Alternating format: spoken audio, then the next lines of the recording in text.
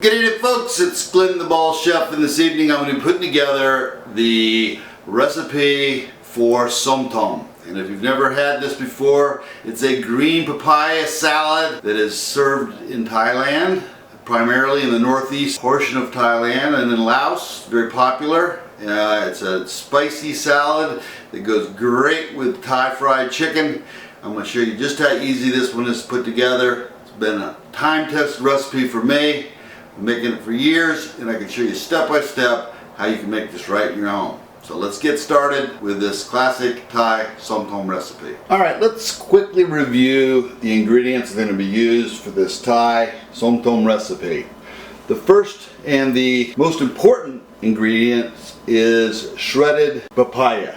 Not ripe yellow papaya, but green papaya. It has to be green papaya. If you use the sweet stuff, the stuff will turn out terrible. You need to grate that stuff up. It takes a minute. I didn't go through the whole thing on that. You need a good quality brand of fish sauce. For me, you can never go wrong with this 3 Crab brand. It's time tested for me. I love it. I think it's the best fish sauce on the market.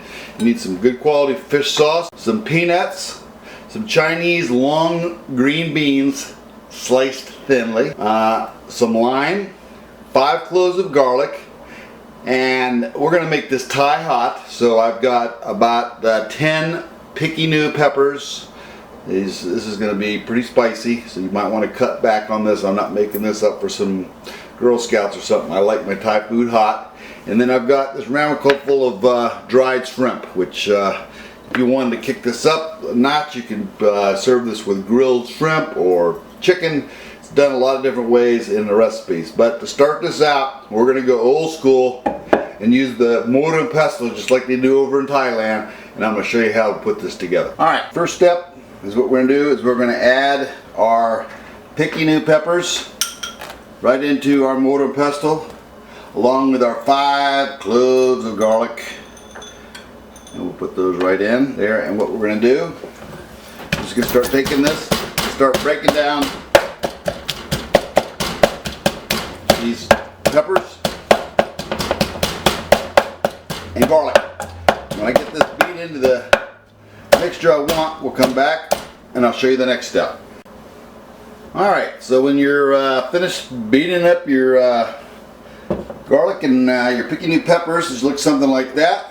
Then we're going to go ahead and put the peanuts in, and we'll go ahead and crush these up a little bit. Mix that in with the peppers and garlic. Not going to make a little peanut butter out of it. We just want to get some nice pieces of peanut in there. Something like that. Good.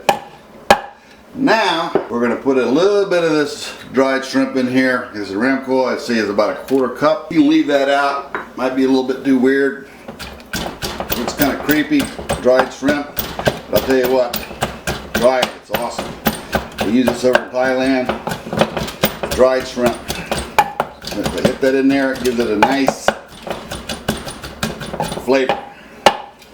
Now we'll go ahead and put the limes in here. Alright, so we've squeezed off our limes. The next step, of course, is we're going to be adding some of our 3 brand fish sauce. Let's say about 2 tablespoons would be perfect. Now, one of the things I failed to mention, which is a very important part of this recipe, is I've got 2 ripe tomatoes that I'm going to put in here. I'm not going to smash these up and make tomato sauce or anything out of there, but I do want to take some of the juice out of these, kind of infuse that into the lime, the peppers and the garlic, and just kind of crush those down a little bit. These are red ripe tomatoes. And what we want to do is we'll throw in our long Chinese green beans, and then I'll just take and I'll just kind of stir all these ingredients together, bringing up some of these picky new peppers and the garlic, peanuts, lime juice, and then we're going to put in our main ingredients, which is the green papaya. So let me get this readied up here, and we're going to do that next. Alright, so we're going to take our papaya, our green papaya, Put a little bit in at a time. And then I just kind of infuse some of the spices in with this. Just add it in kind of batches. This is one shredded green papaya that I've used here. Or by the old-fashioned Thai way. Just taking a meat cleaver and just moving the papaya around, cutting little slices and then peeling them off. That's the way they do it over in Thailand. They don't have food processors, at least I've never seen them. They're going to make this stuff out on the straight. They certainly don't wear plastic gloves when they're doing it. Mix this stuff up, thoroughly mix it up. And after I've got this thoroughly mixed up, I'm going to put it in the fridge. I'll let this stuff kind of marinate for about 2 hours and get cold, and they'll be ready to serve. We'll come back, we'll take a look at this. I'm going to work this over a little bit better, and we'll see how this stuff tastes. And there it is, folks, the finished som tom. Now, exactly how would you eat this? I mean, if you're in Thailand, how do you think they eat this? Usually Thais eat most of their food with spoons. I don't know that I've ever seen a fork in a Thai restaurant. Chopsticks are used for noodles. I've always seen this food eaten with their hands and sticky rice and fried chicken. It's kind of like, you know, when in Thailand you do as the Thais do.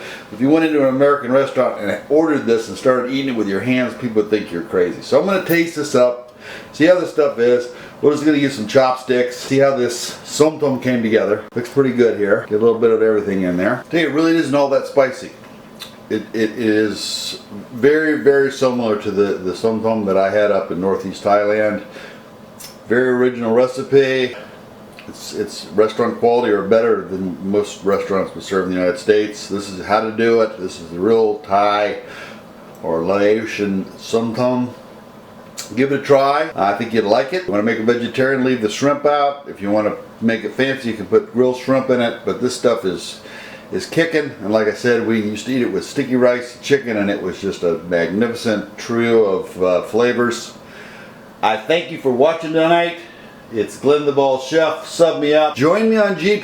Very important if you're a foodie out there and you're trying to get into your building your channel to use that G+. But again, if you like what you see, give me a like. If you think it's a no good recipe, you can give me a thumbs down, but please have the courtesy to explain to me why you think it's no good. And as always, bon appetit!